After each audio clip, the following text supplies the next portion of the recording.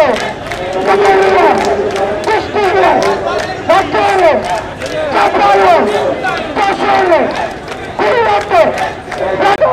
বাংলাদেশকে আমাদের শহীদ আফরাজ রাহাদের বাংলাদেশ হিসেবে করে আমরা ভারতীয় আধিপত্যবাদের বিরুদ্ধে আফরাজ রাহাদের পথ ধরে লড়াই করেছি।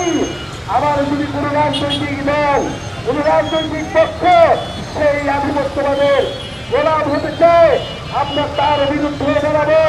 বাংলাদেশের জনগণ তার বিরুদ্ধে প্রতিরোধ তৈরি করবে।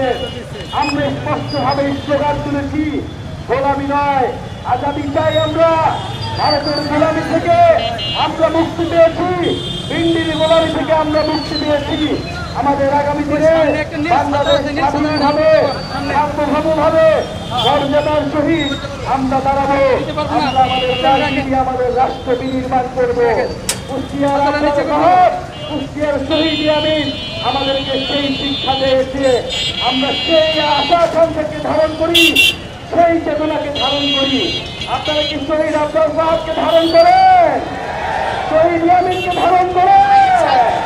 শহীদ আফরাজ রাহাতের স্ট্যাটাস করে আপনাদের সেই একটা সময় যখন বাংলাদেশের মানুষ কথা বলতে পারত না, দিল্লির আধিপত্যবাদের বিরুদ্ধে কথা বলতে পারত না, তখন আফরাজ রাহাত আমাদের নদীর চুক্তি নিয়ে আমাদের পানির লক্ষ্য হিস্সা নিয়ে ফেসবুক স্ট্যাটাস দিয়েছিল, আমাদের বন্ধন নিয়ে স্ট্যাটাস দিয়েছিল, বাংলাদেশের জনগণের স্বার্থের পক্ষে স্ট্যাটাস দিয়েছিল।